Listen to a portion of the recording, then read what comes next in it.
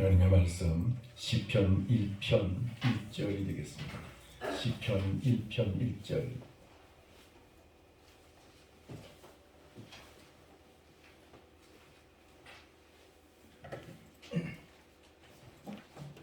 시편 1편 1절.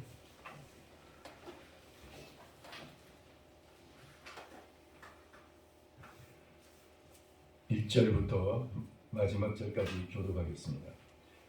복 있는 사람은 악인들의 꾀를 따르지 아니하며 죄인들의 길에 서지 아니하며 오만한 자들의 자리에 앉지 아니하고 오직 여호와의 율법을 즐거워하여 그의 율법을 주야로 묵상하는 자. 그는 시냇가에 심은 나무가 철을 따라 열매를 맺으며 그 잎사귀가 마르지 아니함 같으니 그가 하는 모든 일이 다 형통하리로다. 악인들은 그렇지 아니하며 오직 하나님의 그와 같다.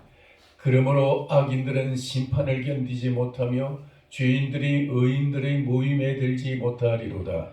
의인들의 길은 여호와께서 인정하시나 악인들의 길은 망하리로다. 아멘.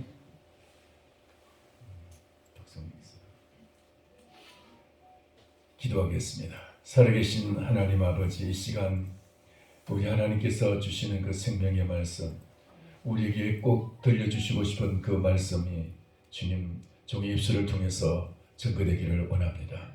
하나님 종을 이 자리에 세우셨사오니 써주셔서 하나님의 대언자가 되게 하옵시고 하나님 종의 입술이 참으로 주님의 나팔이 되게 하여 주옵소서. 그래서 우리 모두에게 2022년 한 해의 이 첫 예배에 하나님 정말 복된 말씀이 되게 하여 주옵소서. 주께서 주장하여 주시기를 간절히 바라옵고 예수님의 이름으로 기도하옵나이다. 아멘. 할렐루야. 저희 고향에 감나무가, 큰 감나무가, 저희 감나무가 두 그루가 있었는데 하나는 동네 안에 있는데 개울가에 있었어요. 그리고 저 동네 바깥에 역시 개울가에 또 한 나무가 있었는데 수령이 한 10년, 거의 한 20년 가까이 되는데 그 한 나무에 감이 1년에 그 1000개씩 열렸어요. 1000개가 좀 많이 열리는 거죠. 1000개. 그래서 10접씩 땄습니다. 한 접이 100개씩인데 10접씩 땄어요. 그래서 20접을 따면은 처치곤란이었어요. 그 당시에. 근처에 뭐 시장이 있는 것도 아니고 그 차도 들어오지도 않고 그런 것인데 리어카도 물론 없고요.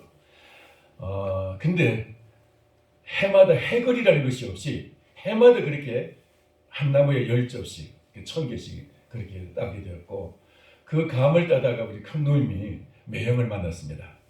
학교를 다니지 않은 무학이신 누님이 그 우리 저기 고등학교까지 졸업하신 그 매형을 만나가지고 일평생 동안 두 분이 참 행복하게 잘 사셨어요. 참 나무가 가정에 참 우리에게 큰 수입원이었습니다. 오늘 이 말씀에 보니까 복 있는 사람은 시냇가에 심은 나무와 같이 해거리도 하지 아니하고 철 따라 열매를 맺는 그런 이제 나무와 같은 그런 이제 삶을 살아가게 된다 그랬습니다. 여러분 새해 복 많이 받으시기 바랍니다. 내가 뭐가 새해 복을 많이 받는 거예요? 여러분 복을 무엇이라고 생각합니까? 내가 어떻게 살면 복이 되는 삶이 될까요? 세상 사람들은 오복을 얘기합니다. 그래서 그 오복을 따라서 이것이 복이라 그러고 사람들은 또 그걸 보고 저 사람 참 복이 많은 사람이다 라고 말합니다. 여러분 진정으로 우리가 복이 많은 사람은 어떤 사람이냐? 정말 우리가 세상적으로 볼 때 세상적인 기준으로 보면 어쩌면 여기서 한 80%는 복이 없는 사람일 수도 있어요. 세상적인 기준으로 보면 우리가 젊었을 때는 좀 한가닥 할 수도 있었고 뭐 큰 소리 칠 일도 있었겠지만은 그 모든 것을 다 어떻게 보면 이제는 다 그냥 흐지부지 돼버리고 지금 뭐 남들 앞에 버젓이 내놓을 만한 게 자랑할 만한 게 별로 없는 그리고 보면은 참 복이 별로 없는 것 같이 보이는 사람 많다 이 말이에요. 우리 진정한 복은 무엇일까요? 오늘 여기 성경 시편 1편은 시편 전체의 서론의 말씀이에요. 시편이 총 150편이 있는데 이 150편 전체의 그 말씀의 서론이 바로 1편이에요. 그 주제가 뭐예요? 복 있는 사람이에요. 아멘. 할렐루야. 아멘. 다시 말해서 시편 150편 전체의 주제가 복 있는 사람입니다. 이 복 있는 사람은 어떻게 살아가는 사람이 복 있는 사람이냐? 어떤 사람이 진정한 복의 사람이냐? 어떻게 보면 시편 72편까지 그 다윗이 기록한 시들이 많은데 이 다윗이 이 시를 기록할 때는 사실 어떻게 보면 가장 비참한 시기에 가장 고통이 심할 때 막 그 왕에게 쫓겨서 도망치고 살 길을 찾아서 여기저기 전전긍긍하면서 숨어 다닐 때 지은 시들이 대부분이에요. 근데 어떻게 그걸 보고 복이라고 하라겠어요? 근데 여러분, 복의 개념이 다르면은 우리는 그것이 복이라는 것을 깨닫게 됩니다. 아멘. 진정한 복은 어디에 있는 것입니까? 눈에 보이는 현상이 얼마나 복이 좋으냐? 여러분, 사람들은 그걸 복이라고 말하지만은 진정한 복은 눈에 보이는 그 복이 아니고 그 복을 주시는 분을 붙잡아야 한다는 것입니다. 아멘. 할렐루야. 아멘. 근데 그 복을 주시는 분을 우리가 어떻게 붙잡을 것이냐 이 말이에요. 어떻게 붙잡을 것입니까? 오늘 성경은 그걸 우리에게 보여주고 있어요. 시편 1편 1절 한번 보겠습니다. 1편 1절 보면은 복 있는 사람은 무엇을 하지 아니하며 그렇게 되어 있습니다. 세 가지를 얘기하고 있어요. 복 있는 사람은 악인들의 꾀를 따르지 아니하며 죄인들의 길에 서지 아니하며 오만한 자들의 자리에 앉지 아니하고. 이 말씀의 의미는 무엇이냐면 세상적인 가치관을 따라서 가지 않는다는 의미. 세상 사람이 좋게 여기는 그것을 다 좋다고 여기지 않는 것이에요. 물론 좋은 것이 좋죠.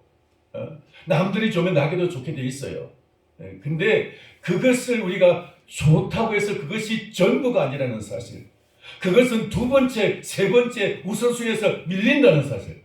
그보다 더 중요한 것이 있고 그보다 더 진짜 복이 있다는 것이. 만약에 그것이 복이라면 그 복은 한참 떨어지는 복이고 그보다도 더 중요한 복이 있어서 그것을 가능하게 만드는, 그것은 나중에 하나의 결과로서 결실로서 그 나중에 가서 그것이 다 복이 될 수 있는,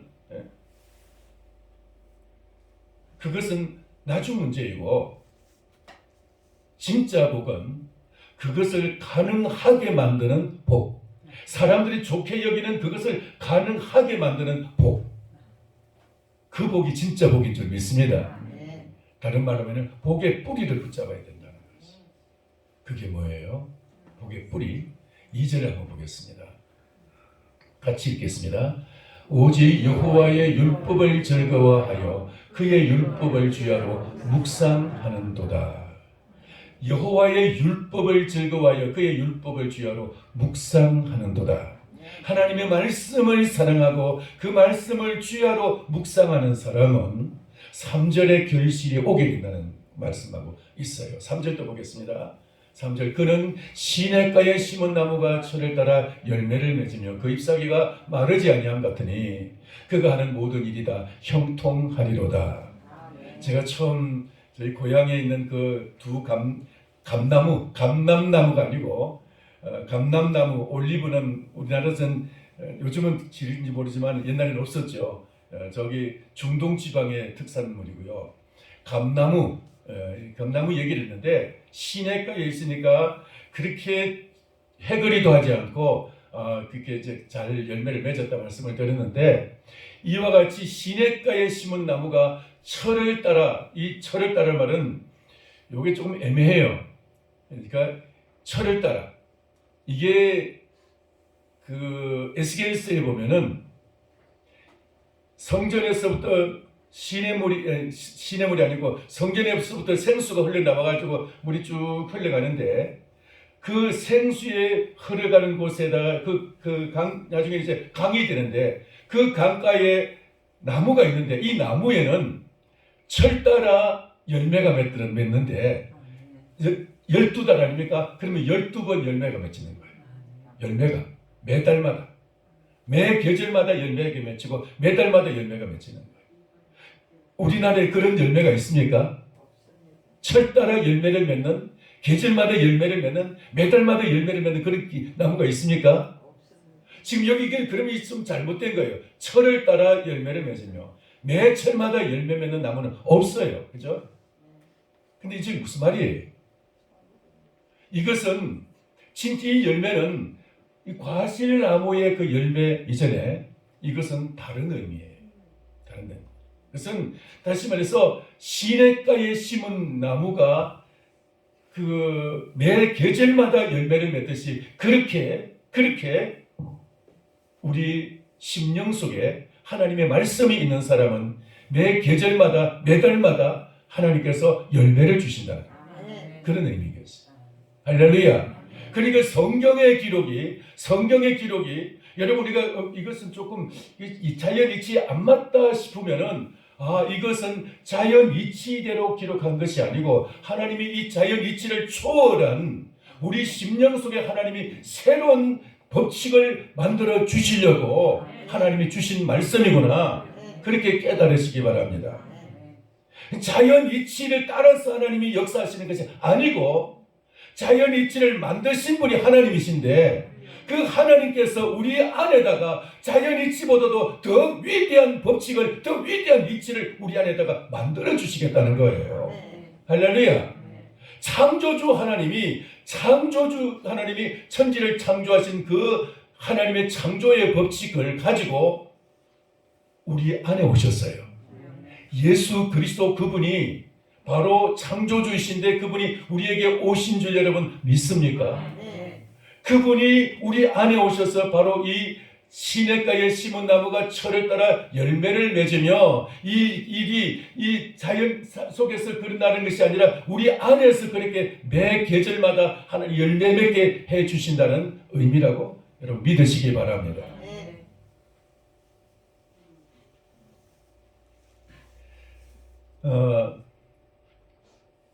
다시 2절도 보겠습니다. 2절로 다시 들어갔어요. 2절 오직 여호와의 율법을 즐거워하여 그의 율법을 주야로 묵상하는도다.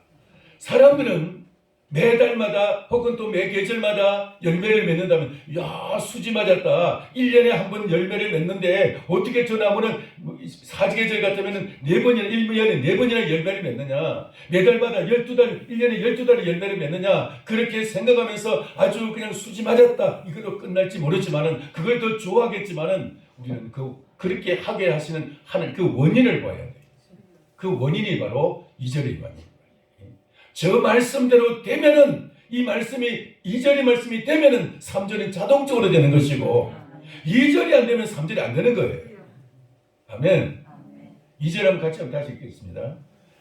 3절이 아무리 좋아도 같이 읽자 안 그랬어요. 그죠? 2절은 별로 지금 마음에 안 들어도 제가 자꾸 지금 두 번째 지금 같이 읽자고 지금 말합니다. 처음 같이 교도할 때도 2절을 여러분이 읽으셨습니다. 다시 읽겠습니다. 시작. 오직 여호와의 율법을 즐거워하여 그의 율법을 주야로 묵상하는도다. 아멘. 철 따라 열매 맺기를 원하십니까? 여러분 열매 맺는 삶을 살기를 원하십니까?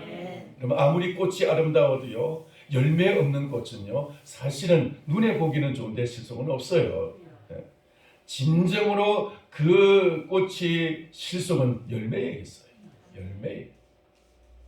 사람들은 풀의 꽃과 같이 눈에 보기 좋은 것 그걸 원하지만 그것이 일시적으로 지나가는 거예요.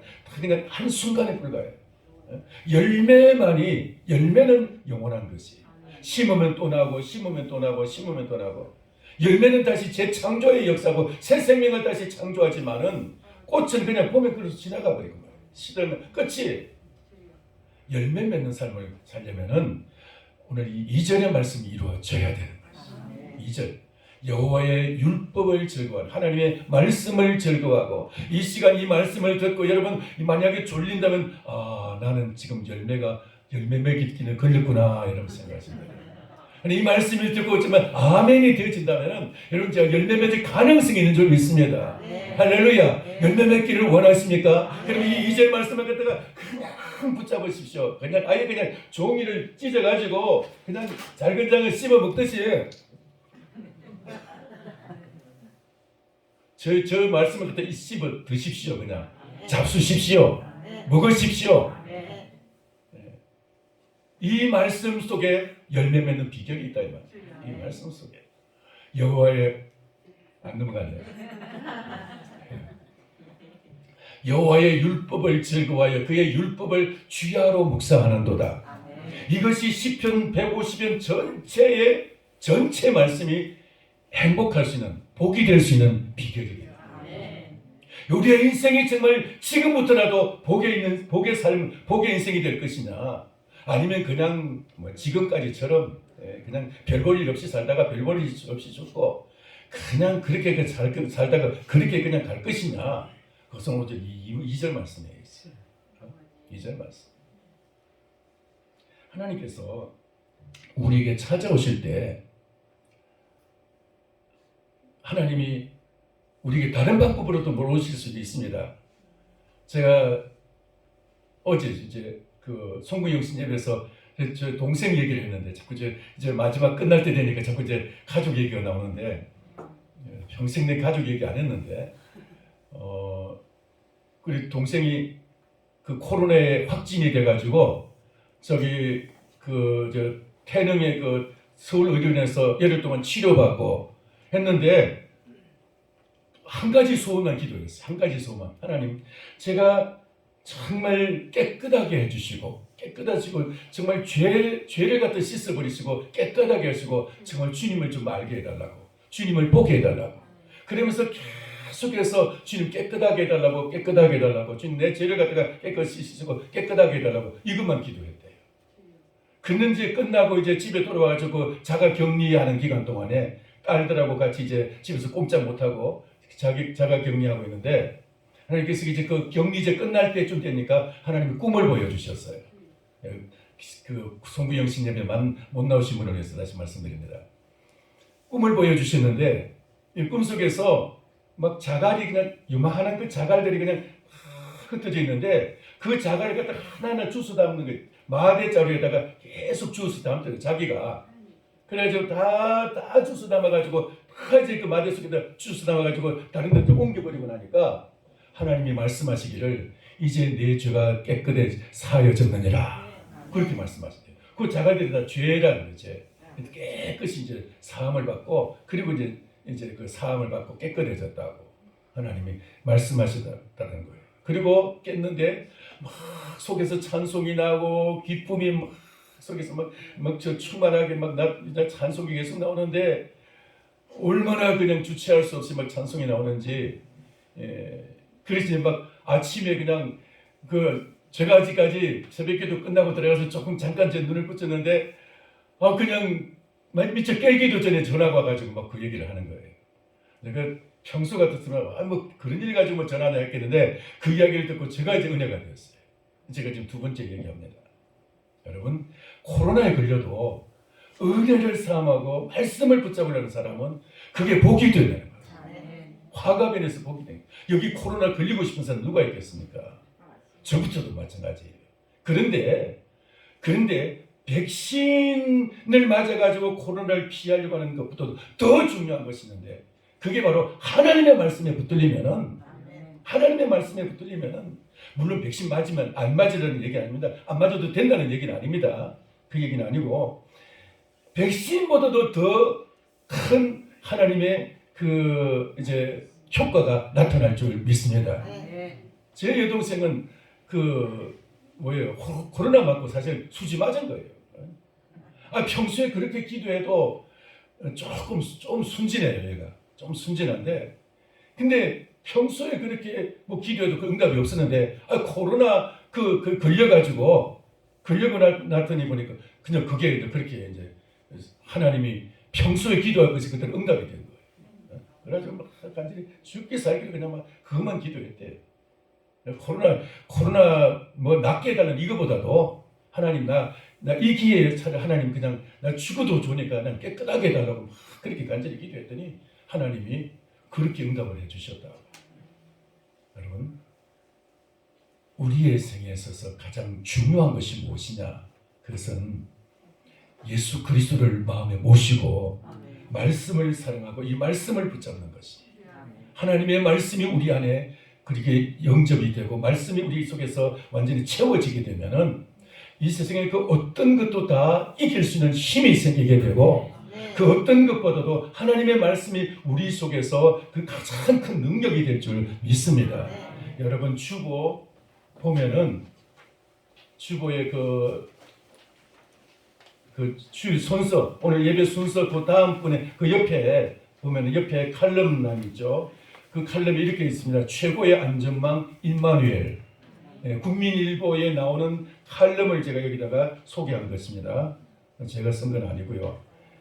근데 여기에 보면은 우리는 보험에 들어가지고 나의 인생의 안전망으로 삼고요. 병들었을 때 이 보험이 나를 안전하게 할 것이다.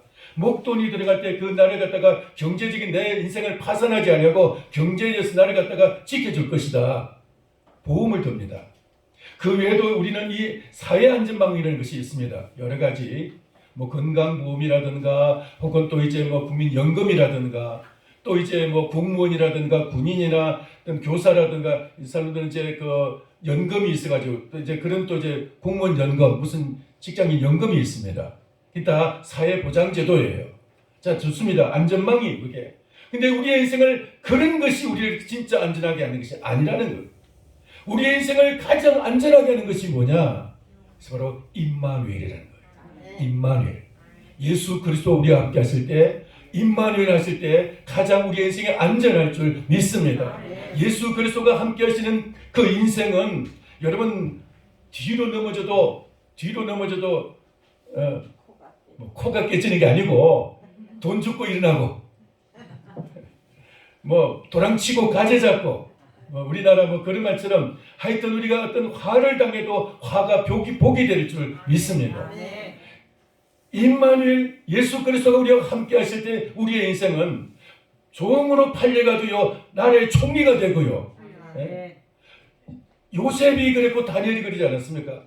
다니엘이 포로로 끌려갔는데 총리가 되고 요셉이 노예로 팔렸는데 총리가 되었습니다. 그런 역사가 있을 줄 믿습니다. 하나님이 예수 그리스도가 함께 하시면 오늘날도 그런 그 주님이 살아계신 줄 믿습니다. 근데 우리가 어떻게 하면은 그런 주님을 우리가 모실 수가 있느냐? 그게 진짜 복은 바로 이 절입니다. 하나님의 말씀. 그러니까 이 하나님의 이 말씀이 우리에게 역사할 때 그때 우리 안에서 새로운 창조의 역사가 일어나는데 제가 요즘 계속 강조했던 말씀이 그겁니다만은 고린도후서 5장 17절 말씀 한번 보겠습니다. 5장 17절 고린도후서 5장 17절 그런즉 같이 읽겠습니다. 그런즉 누구든지 그리스도 예수 안에 있으면은 새로운 피조물이라 이전 것은 지나갔으니 보라 새 것이 되었도다. 지난번에 말씀을 드렸습니다. 그리스도 안에 있으면 새로운 피조물이라. 다른 말로 예수님을 모시고 있으면은 새로운 피조물이라. 하나님이 새로운 창조물로서 우리를 창조하셨다는 거예요. 새로운 하나님이 새로운 창조물로서 우리 안에서 창조의 역사를 시작하셨어요. 할렐루야. 새로운 창조를 시작하셨어요. 그래서 우리는 새로운 피조물이 되는 거예요. 그럼 어떻게 새로운 피조물이 되느냐? 고린도후서 4장 6절 말씀을 한번 보겠습니다. 4장 6절 같이 읽겠습니다. 어두운 데에 빛이 빛이라 말씀하셨던 그 하나님께서 예수 그리스도의 얼굴에 있는 하나님의 영광을 하는 빛을 우리 마음에 비추셨느니라. 아멘. 여러분 창세기 1장 3절에 보면은 천지 창조하는 그 과정이 쭉 설명이 되어 있습니다. 우리는 그것을 안 봤기 때문에 역사 속에서 그것을 본 사람이 없기 때문에 검증은 안 됩니다. 그러나 하나님께서 말씀하신 것은 우리는 분명히 믿습니다. 이것은 그 역사를 갖다가 역사의 실제를 우리에게 알려주기 위해서 기록한 것이기보다는 역사의 그 과정을, 그 하나님이 창조하신 그 과정을 통해서 우리 안에 어떤 일을 하실 것인지 그걸 보여주기 위해서. 성경은 역사책이 아니죠. 역사를 그대로 연대기적으로 기록한 것이 아니고 창세기도 연대기로서 기록한 거 아니에요. 그러니까 창조의 그 순서도 역시 그것을 그대로 역사의 어떤 순서로서 기록한 것이 아니라, 물론 그것을 우리는 그렇게 이게 실제가 아니다라고 생각하지 않습니다. 하나님이 말씀하셨으니까 그대로 창조하셨겠지만은 그 창조하심을 통해서 하나님은 우리 안에 일을 하시려고 새 창조를 이루시려고 새 창조를 이루시려고 하나님이 천지 창조의 기록을 하셨다 이 말이에요. 할렐루야. 이 천지 창조의 기록은 실제 그 창조의 실제를 우리에게 보여주기 위해서가 아니고 그 창조의 그 과정을 통해서 우리 안에다가 하나님이 새 창조를 하시려고 하나님이 우리 안에 이 창조를 통해서 우리 안에 새로운 그 하나님의 창조를 하시려고 기록해 놓으신 거예요. 성경 전체가 마찬가지. 성경. 그러니까 이 성경 말씀이 제일 처음 창조한 게 뭐예요? 1장 3절 하나님이 말씀하시기를 빛이 있으라 말씀하시니까 빛이 생겨났어요. 빛이 아무것도 없는 캄캄한 어둠 속에서 지구 전체가 다 물이 있고 이제 저때 캄캄한 어둠이 있고 텅 비어 있었어요. 모든 것이 텅 비어 있었어요. 그리고 뒤죽박죽이었어요. 물과 욕지와 이 모든 것이 다 뒤죽박죽이었어요. 그런데 빛이 있어라 말씀하시는 순간 어둠이 떠나가면서 여기에 빛이 생겨나고 빛이 생겨나면서부터 여기에 빛이 탁 채워지게 되니까 질서가 잡히게 됐어요. 자, 그런데 그 빛이 있으라고 말씀하시는 그 처음 창조의 시작 빛이 있으라고 말씀하시는 그 하나님이 6절 다시 봅니다. 어두운 데 빛이 빛이라 말씀하셨던 그 하나님께서 예수 그리스도의 얼굴에 있는 하나님의 영광을 아는 빛을 예수 그리스도의 얼굴에 있는 빛을 아멘. 그 빛은 바로 하나님의 영광을 아는 빛이에요. 세상을 보는 빛이 아니고 세상을 보는 빛은 무슨 빛이라 그래요? 태양빛이에요. 태양빛이고 하나님의 영광을 아는 빛은 이것은 예수 그리스도의 얼굴에 있는 빛이에요. 이것을 예수님을 모신 자만이 그 빛이 비치는 거예요. 예수님을 모실 때 우리가 마음에 모실 때 예수님이 우리 심령 속에 이 어두운 영혼을 비추기 시작하는 것이에요. 이게 바로 천지를 창조하신 그 창조주께서 우리 안에 오셔서 창조주 예수님이 우리 안에 오셔서 새 창조를 시작하시는 거예요. 여러분 예수님을 믿습니까? 예수님을 믿는 그 순간 우리 안에 비치기 시작하는 거예요. 이 말씀이 그 말씀이에요. 빛이 비치는 거예요. 이 빛이 바로 창조의 시작인 거예요. 이 사실은 우리 안에서 예수 그리스도 버림으로 말미암아 예수님 없어서 죽었던 영혼을 캄캄한 어둠 속에 있던 영혼을 뒤죽박죽인 영혼을 이 영혼 속에 있는 이 모든 이제 절망적인 사망을 향해 지옥을 향해 가는 이 영혼을 예수님 모시는 순간부터 빛이 비쳐서 새 생명이 시작이 되고 새로운 그 빛으로 인해서 새로운 역사가 창조되는 줄 믿습니다. 그리고 이제 지옥을 향해서 가는 발걸음이 천국을 향해서 가는 발걸음이 바꿔지게 된 줄 믿습니다. 지옥에 있던 내 호적을 떼어서 천국의 내 호적을 생명책의 내 호적이 옮겨지게 된 줄 믿습니다. 내 신분이 이제는 마귀의 자녀에 있는데 이제는 하나님의 자녀로 그 순간 신분이 변화된 줄 믿습니다. 바로 예수 그리스도를 마음에 모신 그 순간 이런 놀라운 창조의 역사가 나타나게 된 거예요. 천지 창조보다 더 큰 기적이 어디 있습니까? 천지 창조보다 더 큰 기적이 어디 있습니까? 근데 그 기적이 여러분 속에서 이루어진 거예요. 우리 안에서 그 천지 창조가 다시 시작이 된 거예요. 이 마음이요. 사람이 보면은 좁쌀같이 적은 아주 좁쌀같이 적은 마음일 수도 있어요. 얼마나 인간의 마음이 정말 형편없이 좁은지 조그마한 것도 용납하지 못해가지고 마음이 그냥 아주 그냥 판을 굽은 것도 더 작아합니다. 마음이 그렇게 형편없는 그런 마음이지만은 그러나 이 마음 속에 예수님이 임하기 시작하면은 우주보다 넓은 마음으로 바꿔지게 됩니다. 우주에 빛이 비치는 것처럼 빛이 생겨나는 것처럼 하나님이 예수 그리스도의 얼굴에 있는 그 하나님의 영광을 하는 빛, 그 빛을 우리 심령 속에 비추면서 이 심령이 밝아지게 되고 이제 넓어지게 되고 우주같이 그렇게 넓고 밝게 될 줄 믿습니다. 바로 여기서부터 천국이 이루어지게 되는 거예요. 그게 바로 창조의 새 시작인 거예요. 창조. 왜 천지 창조를 갖다가 하나님이 그 창세기 기록했느냐? 우리 안에 이런 창조를 주님이 일으키시려고 그래서 이제 천지창조의 기록을 했다 이 말이에요. 그래서 오늘 이 6절 말씀 어두운 게 빛이 빛이라 말씀하시던 그 하나님께서 창세기 1장 3절에 있는 그 말씀하시던 그 하나님이 그 빛이 있으라 말씀하시던 그 하나님이 우리 안에 오셔가지고 예수님의 얼굴에 있는 빛을 우리 안에 오셔서 우리 속에다 빛을 비추시니까 우리 안에서 이런 천지창조의 새 창조의 역사가 일어나서 새로운 피조물이 되고 새 신분을 얻게 되고 할렐루야 새로운 목표가 생기게 된 것이에요. 새로운 목표가 그게 바로 말씀의 능력인 것이. 이 말씀의 능력. 하나님이 빛이 있으라고 천지 창조하실 때 말씀으로 천지를 창조하셨죠. 근데 그 말씀이 이 땅에 사람으로 오셨어요. 사람으로 오셨어요. 마리아 속에 그 말씀이 들어가서 마리아 안에 잉태하게 하시고 마리아를 잉태하게 하신 것이 말씀이에요. 아멘입니까?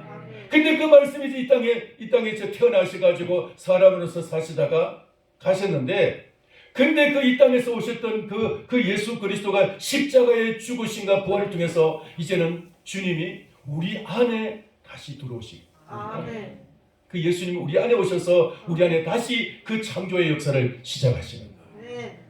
만약 왜 그러느냐? 하나님을 떠난 인생은 죽은 인생이기 때문에 하나님을 떠난 인생은 살아있는 껍질은 살아있지만 사실은 영혼이 어둡고 생명 없는 죽은 영혼이기 때문에 마치 천지를 창조하기 전에 그 땅 자체가 혼돈하고 공허하며 흑암 속에 잠겼던 것처럼 그렇게 이 영혼은 혼돈하고 공허하며 흑암 속에 있는 그런 영혼이었는데 예수 그리스도가 오심으로써 빛이 임하심으로 말미암아 이 영혼 속에서 창조가 시작됨으로 말미암아 새로운 인생이 시작이 된 줄 믿습니다. 이게 말씀의 역사인 거예요. 그래서 이 말씀을 하나님의 말씀을 사모하고 사랑하고 이 말씀을 주야로 묵상하는 자에게 하나님이 다시 한번 천지 창조의 역사가 우리 안에서 강력하게 나타나게 될 줄 믿습니다. 이보다 더 큰 복이 어디 있는 거예요? 좀 남보다 좀 잘 산다고, 남보다 좀 더 좋은 집에 산다고, 돈 좀 많다고, 좀 남보다 좀 건강하다고, 남보다 잘생겼다고 여러분 그거 너무 부러워하지 마세요. 그걸 복이라고 이게 전부라고 내가 기도가 응답됐다고. 여러분 새해에는 새 목표를 가지시기 바랍니다. 이 말씀이 이루어지게 되면 눈에 보이는 것 조금 안 가져도 그 근본 되시는 예수 그리스도가 우리 안에서 새로운 창조를 시작하면 그게 복인 거예요. 그게 복이에요. 왜냐하면 예수 그리스도는 복을 주시는 분이시기 때문에 복을 주시는 분, 복을 창조하신 분이시고 복 자체이신 분이시기 때문에 하나님께서 아브라함을 부르실 때 아브라함은 내가 너에게 지시하는 곳으로 가라. 내가 지시하는 곳으로 가면서 내가 너에게 복의 근원, 옛날 성경에는 복의 근원이 될지라. 근데 요즘 성경에는 복이 되리라. 복이 되리라. 아브라함이 복이 되는 이유는 뭡니까? 말씀을 붙잡고 말씀 따라 살아가니까 그게 복이라는 거예요. 그게 복이에요. 할렐루야. 눈에 보이는 사람들이 말하는 그 세상 사람 말하는 그 복, 여러분 그거 따라가는 것은요 속아요. 그건 속아요. 결국은 울면서 돌아올 수도 없는 강을 건너게 돼요. 돌아올 수 없는, 돌이킬 수 없는 후회를 하게 돼요. 우리가 진짜 복은 오늘 2절 말씀, 또 이 말씀, 빛이 있으라 말씀하시는 그 하나님이 우리 안에다 그 빛을, 그리스도의 얼굴에 있는 빛을, 그 영광의 빛을 우리 안에다 비춰주셔서 새 창조가 우리 안에서 이루어지게 된 새로운 피조물이 된 사건, 이것이 바로 가장 중요한 복인 줄 믿습니다. 이 복을 새해에는 누릴 수 있는 여러분 되기를 축원합니다. 여러분 다른 복을 찾지 말고 이 복을 찾으시기를 바랍니다. 사모하시기 바랍니다. 2절 말씀 다시 보겠습니다. 2절 오직 여호와의 율법을 즐거워하여 그 율법을 주야로 묵상하는도다. 이 말씀을 따라서 살면은요, 이 말씀을 따라서 그렇게 살아가게 되면은 사실 세상에 다른 거 안 가져도 세상보다도 더 크신 하나님이 내 안에, 말씀이 내 안에 있으니까 천지를 창조하신 하나님이 내 속에 계시는데, 우리 함께 계시는데 뭐가 부르겠어요? 창조주가 계시는데 그분이 말씀으로서 우리 안에 계시면 세상에 그 부럽지 않은 거예요. 세상은 껍데기예요. 껍데기. 알맹이는 말씀이고 말씀을 우리 속에 사랑하고 말씀을 묵상하고 말씀을 모시면 이 말씀이 주인이고 말씀이 알맹이인 줄 믿습니다. 그렇게 할 때 시냇가에 심은 나무처럼 에스겔 47장에는 그 에스겔 그 생수가 흐르는 그 강가에 매 달마다 열매를 맺는 새로운 열매를 맺는 그 나무 생명나무 열매처럼 그렇게 하나님께서 우리에게 놀라운 열매 맺는 시냇가에 심은 나무와 같은 그런 복이 있게 될 줄 믿습니다. 하나님께서는 우리에게 내 인생은 이제는 끝났다. 이제는 더 이상 소망이 없다 하는 사람은 한 사람도 없습니다. 저는 지금부터 소망을 가지고 있습니다. 지금까지 제가 하지 못했던 일, 지금까지 사실 제가 좀 설교를 했지만은 설교대로 못 살았던 부분, 지금부터 제가 이 설교했던 그 말씀대로 살기를 원하고 정말 그 말씀대로 사는 것이 제 마지막 이제 남은 목표예요. 그리고 새해의 새 결단이 하나님께서 그렇게만 살아가는 오늘 2절 말씀처럼만 살아가게 된다면은 우리는 이 세상에서 다른 아무것도 없어도 그 사람은 가장 최고의 복 있는 사람이에요. 복 있는 사람. 시편의 150편까지는 이 말씀들이 여러분 그 나는 엄청나게 많은 참 놀라운 그런 경험과 놀라운 찬양과 놀라운 그 영적인 은사들이 막 나타납니다. 근데 그 모든 것들이 다 이 2절의 말씀에서 시작이 됩니다. 이 말씀 안 되면은 온 세상을 다 가져도 껍데기만 가진 거예요. 껍데기. 세상을 다 가지고 뭡니까? 껍데기인데. 생명이 없는데. 그러나 이 2절의 말씀이 이루어지게 되면은 하나님께서는 우리에게 알맹이를 준 사람이 되고 정말 실체를 가지게 된 것인 줄 믿습니다. 할렐루야. 그렇게 해서 우리가 지금 이 말씀을 따라서 살아가게 될 때 하나님은 우리 인생에 시냇가에 심은 나무처럼 그렇게 하나님 우리에게 정말 풍요로운 열매를 맺게 하실 것입니다. 저는 그래서 이제 새해는 더 큰 희망을 가지고 전지 이제 오늘 이제 설교하고 1월달 설교하면 2월달부터는 조현희 목사님 이제 설교하실 겁니다. 이제 마지막 이제 몇 분 안 남았는데 그럼에도 불구하고 저는 참 큰 희망이 지금 부풀어 있습니다. 2022년도에. 그래서 이 말씀이 제게 지금 막 소망이 되기 때문에 그렇습니다. 이 말씀을 붙잡으면 그게 새로운 열매를 맺을 것이기 때문에 여러분 우리 모두가 2022년도는 그런 새해가 되시기를 바랍니다. 새로운 결단을 내리시기 바랍니다. 진정으로 복이 있는 사람, 복이 많은 사람은 어떤 사람입니까? 그 사람은 하나님의 말씀이 막 마음속에서 충만한 사람. 제가 신학교 초년에 성경 공부를 참 많이 이렇게 여기저기 막 다녔는데 뭐 프리셉트라든가 뭐 그 내적 치유 말씀이나 또 무슨 그 뭐예요 저기 기납법적 성경 연구 뭐 성경 공부를 참 많이 다녔는데 근데 그 프리셉트 성경 연구를 가르치는 김경선 목사님이라는 분이 지금은 이제 그 합신 교수로 가 있는 걸로 내가 알고 있는데 이분이 그때 그걸 가르치면서 그런 얘기를 했어요. 지금 벌써 40년쯤 지났는데 잊혀지지 않는 말씀이었어요. 당신이 그 프리셉트를 갖다가 공부하고 또 이제 그 가르치고 가르치다 보니까 성경 말씀이 자기 피 속에서 피가 흐르는 게 아니고 말씀이 흐르는 것 같아요. 말씀이 흐르는 것 같아요. 피가 아니고 내 속에 피는 피가 아니고 말씀이 흐르는 것 같다고.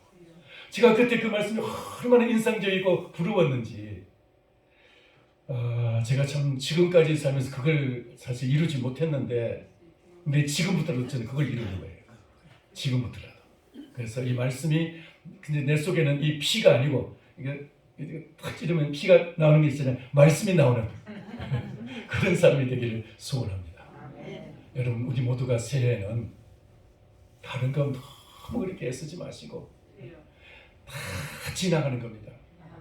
돈 조금 더 벌려고 그것 때문에 막 건강상하지 마시고 물론 이제 돈을 벌어야 되고 성실하고 중요합니다. 제가 아는 어떤 분은 워커홀릭이라고 그래요. 일에 미쳤어. 뭐 일에 그냥 몰두해가지고 가족보다도 일이고 막 하여튼 막 일에 그냥 참 몰두하는 그런 분이 계시는데 일보다도 말씀입니다. 할렐루야. 일도 복이에요. 성실한 것은 참 복이 있는지만 그보다 더 큰 복이 말씀인 줄 믿습니다. 할렐루야. 새해는 이렇게 말씀에 붙들려서 말씀 홀리게 되시기를 바랍니다. 말씀에 붙들리고 말씀에 미친 사람 되면은 여러분 인생은 최고의 복 있는 사람이 될 줄 믿습니다. 복 있는 사람 새해 복 많이 받으십시오. 말씀에 복이 있습니다. 할렐루야. 말씀 붙잡고 말씀이 가라면 가고 말씀이 그거 아니야 그러면 그냥 또 멈추시고 하나님 새해는 이 말씀이 나를 붙들게 하여 주옵소서. 처음에는 내가 말씀을 붙잡아야 되겠지만 주님 내가 결국 이 말씀을 붙들면 말씀이 나를 붙들리게 될 줄 믿습니다.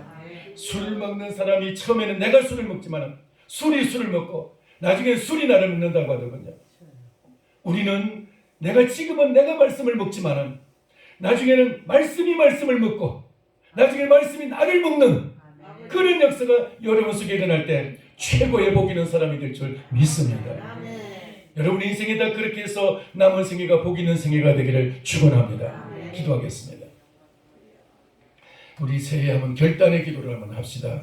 하나님 우리에게 새해에는 진정한 참 복의 뿌리를 참 복을 붙잡기를 원합니다. 예수님도 요한복음 15장에서 너희가 내 안에 거하고 내 말이 너희 안에 있으면 무엇이든지 원하는 대로 구하라. 그러면 이루리라 말씀하셨습니다.